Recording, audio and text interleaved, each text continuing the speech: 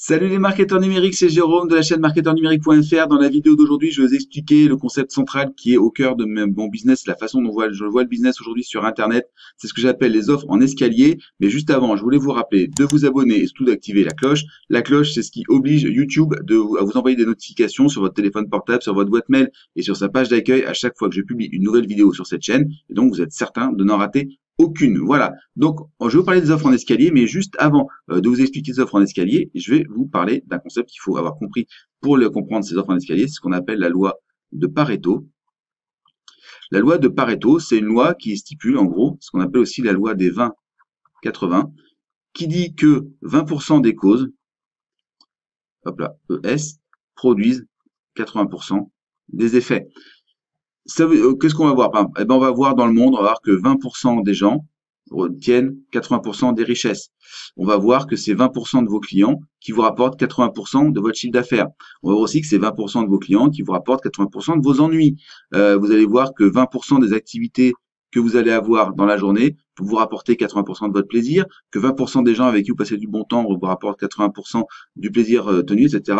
Alors, c'est une loi globale, mais qui dit que une petite part des causes produit une majorité des effets. La loi des 20-80, elle va pas toujours être à 20-80, parfois ça va être par exemple 10-90 ou 15-75, d'accord? C'est même pas être obligé d'être égal à 100 à chaque fois, c'est juste pour dire qu'il y a une partie petite des causes qui procure une grande part des effets.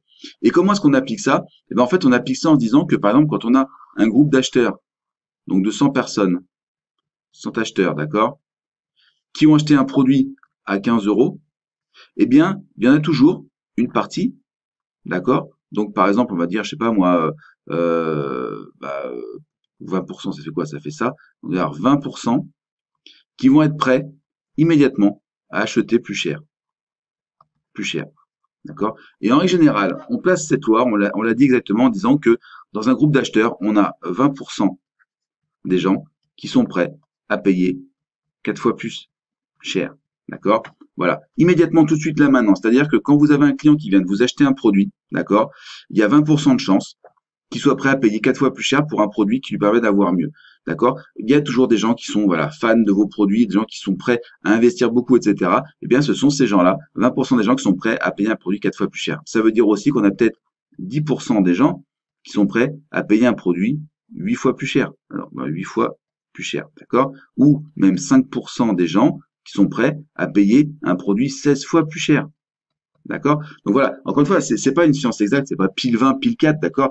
Parfois, si vous allez être si vous vous débrouillez moins bien, vous êtes à 20 pour 3, ou parfois vous vous débrouillez bien, vous êtes à 20 pour 5, d'accord? Voilà, c'est juste le concept qu'il faut avoir globalement, que dans la part des acheteurs, donc des gens qui achètent un de vos produits, à un moment donné, il y a toujours une partie, une petite partie qui est prête à payer beaucoup plus cher pour un produit qui va permettre d'avoir le même résultat plus vite ou faire moins d'efforts, etc., etc. C'est toujours comme ça. Et c'est comme ça que vous vous retrouvez aussi avec des marchés où, par exemple, vous avez quelques personnes qui sont prêtes à acheter des voitures. Des Tesla, on n'en voit pas partout. Pourtant, il y a des gens qui achètent des Tesla. C'est parce qu'il y a une petite partie des gens qui achètent des voitures qui sont prêts à acheter une Tesla très très chère, etc., etc. Donc voilà. Donc ça, on se garde bien dans un coin de la tête. Et maintenant, on va passer à ce que j'appelle donc les offres en escalier. Les offres en escalier. Escalier. Voilà. Pourquoi j'appelle ça les offres en escalier? Alors, on va faire quelque chose, on va dire, de relativement simple. On va faire un bon vieux graphique, comme j'aime bien en faire. Vous savez que j'aime bien faire des graphiques. Je trouve que c'est toujours très clair, et même si parfois il n'y a que moi qui les comprends. Voilà, on va faire un graphique comme ça. D'accord? Voilà. Ce graphique, en fait, ça va être, ici, on va voir toujours le prix. D'accord? Donc, combien les gens payent, combien les gens dépensent. Donc, les dépenses. Et puis ici, le temps. Tout simplement. Et ce qu'on va faire, c'est donc, on arrive au départ, les personnes, elles sont pas clientes, elles sont pas prêtes à nous laisser leur adresse email, leur payer ou quoi que ce soit, elles nous connaissent pas, elles n'ont pas confiance en nous. Donc ici, on va proposer en fait un produit gratuit, d'accord? Donc un produit à 0 €, donc en règle générale, contre une adresse email. C'est ce que vous avez vu dans une de mes vidéos, j'appelle le lead magnet, d'accord? Puis ensuite, on va proposer un deuxième produit un peu plus cher, par exemple, on va dire à 10 €. D'accord? Donc il y a une partie des gens qui évidemment vont pas prendre le produit à 10 €, mais voilà, c'est ce que moi j'appelle donc le déclencheur. C'est celui qui va déclencher l'achat, qui va déclencher le changement d'état d'esprit de votre prospect qui va devenir client. Puis après, je vais leur proposer un produit, par exemple ici, à 100 euros. On va dire c'est 10 fois plus cher, mais peu importe. Donc c'est ce qu'on va appeler l'offre centrale, d'accord? C'est la vraie offre que vous voulez vendre. Et puis après, ici, vous allez pouvoir leur proposer une offre, par exemple à 500 euros, qui va donc être le premier upsell, upsell 1. Et puis à ces gens-là, vous allez aussi leur proposer ensuite une offre peut-être à 2000 euros. Ça va donc être l'upsell US 2. Voilà. Et ça, c'est ce que j'appelle donc les offres en escalier. Et qu'est-ce qui va se passer? Eh bien, on sait très bien que dans ces gens qui vont prendre le lead magnet, il y en a une grande majorité, une grosse partie, qui vont dire non. D'accord? Ils vont pas acheter le produit.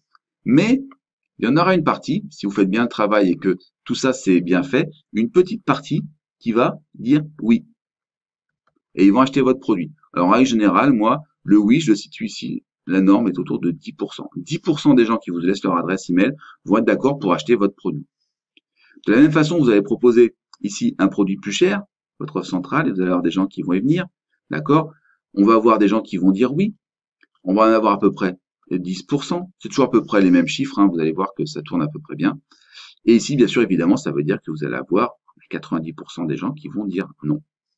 Et puis, vous avez compris, ici, vous allez avoir des gens qui vont dire non. D'accord? Ici, vous allez avoir des gens qui vont dire oui, à peu près 10%. Et vous allez encore avoir des gens, à peu près 10%, qui vont dire oui à cette offre-là et qui vont être d'accord pour payer vos 2000 euros. Et puis, effectivement, après, on peut continuer autant qu'on veut, mais en général, voilà, quand on a déjà deux upsells et que ça fonctionne, ça demande tellement de trafic qu'on a vraiment du mal à l'avoir. Alors, vous allez me dire, oui, ok, d'accord, Jérôme, je veux bien, mais comment est-ce que je gagne de l'argent? Alors, j'en ai déjà parlé dans une autre vidéo, j'en parlais beaucoup dans le concept de sales, je vais reparler des offres en escalier. Si effectivement vous avez 10% des gens qui sont ici, ça veut dire que en gros, je prends une troisième couleur, on va prendre, je sais pas moi, du marron par exemple, ça veut dire que en gros, si 10% des gens prennent ce produit-là, d'accord, ça veut dire que vous allez avoir des gens qui vont dépenser 10 euros, d'accord? Ici, en moyenne, il y a 10% des gens qui vont prendre 10 euros, mais c'est 10% de 10%, donc ça va faire 5 euros. Et puis ici, vous allez avoir 2000 euros, donc 10%, c'est 200 euros, 10%, c'est 20, c'est 2 euros. D'accord? Voilà. Donc vous voyez que ici, en fait, la valeur totale, elle est de 17 euros sur cette chaîne-là. 17 euros par rapport ici à vos 10% de gens qui vont prendre 10 euros. D'accord? Sur vos 10 euros de clients, donc on part du principe qu'on oublie les gens qui n'achètent pas, ceux-là ils m'intéressent pas, moi je parle vraiment de la valeur client, d'accord? C'est d'ailleurs ce qu'on appelle en anglais du CVO, pour Customer Value Optimization, optimisation de la valeur client. Donc notre client ici paye 10 euros, mais si je lui propose rien, ben, je reste avec mes 10 euros. Par contre, si je l'envoie là, eh bien, de temps en temps, il y en a certains qui vont prendre jusqu'au bout de la chaîne, et donc la valeur va être augmentée de 17 euros. Donc on a 10 euros plus 17 euros, d'accord? Ça fait un total d'une valeur client de 27 euros.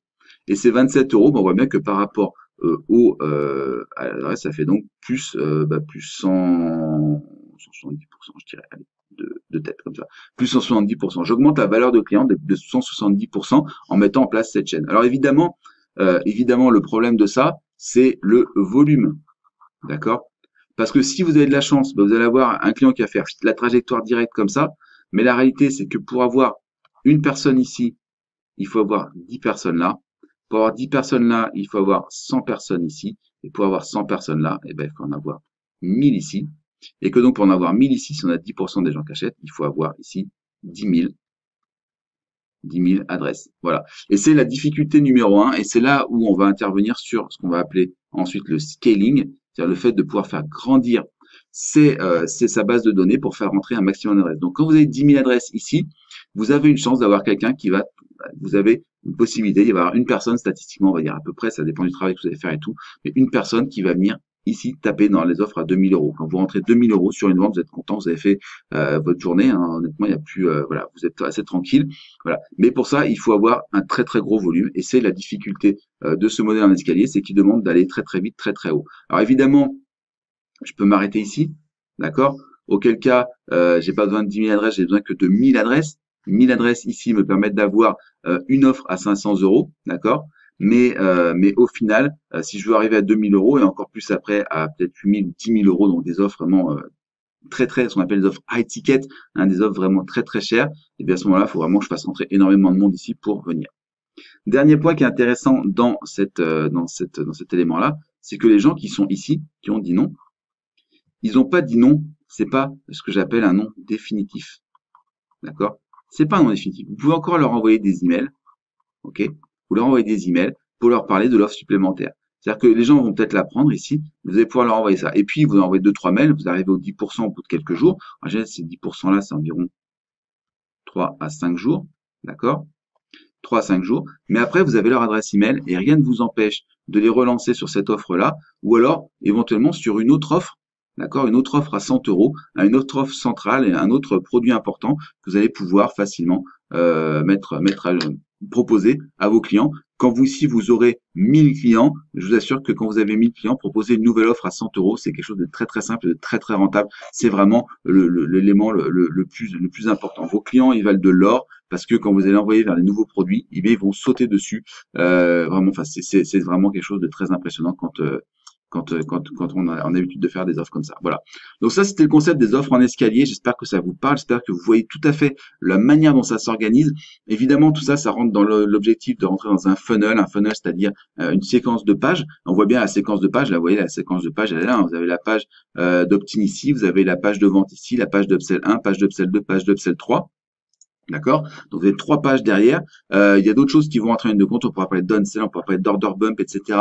Je vous en parlerai dans les prochaines vidéos parce que je voulais pas passer plus de 15 minutes sur cette vidéo-là.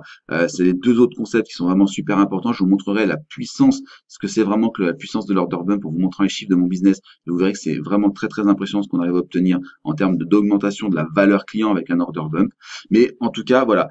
Cette configuration-là, ces offres en escalier, c'est vraiment l'élément central qui permet de générer du cash très très facilement. Et encore une fois, on s'appuie sur le fait des lois de Pareto qui dit que les gens sont forcément, voilà, il y a toujours une partie des gens qui est prête à aller acheter un produit plus cher. Voilà. Et justement, donc ce que j'ai fait avec ce système de Pareto et ces offres en escalier, c'est que j'ai greffé dessus mon système ultime de publicité efficace et rentable.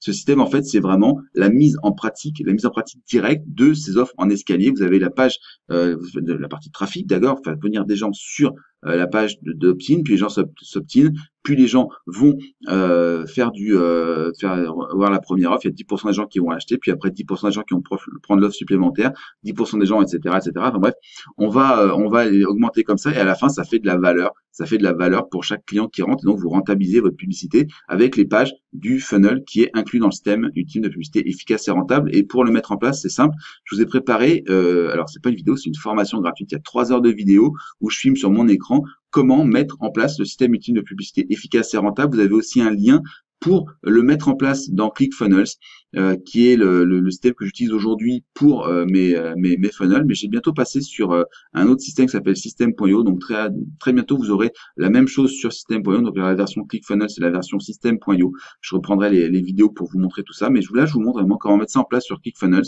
Vous avez le lien qui est juste en dessous dans la description et puis dans la petite fiche qui est là-haut. Voilà. Si cette vidéo vous a plu, vous pensez à me laisser un pouce en l'air, vous pensez à laisser des commentaires si vous avez des questions, des choses sur lesquelles vous voudriez que je revienne, où je passe un peu plus de temps, des points très précis, même des points précis que vous voudriez qui m'intéressent. Voilà, tout ça, vous laissez ça en dessous. Partagez la vidéo si vous pensez qu'elle peut intéresser quelqu'un. Vous pensez à le mentionner sur les réseaux sociaux. Et puis, évidemment, comme je l'ai dit en début de vidéo, vous pensez à vous abonner, à activer la cloche pour pas rater la prochaine vidéo où je parlerai donc de l'order bump et des downsell. Voilà. Je vous remercie d'avoir suivi cette vidéo. Je vous dis donc à jeudi pour une prochaine vidéo. Au revoir.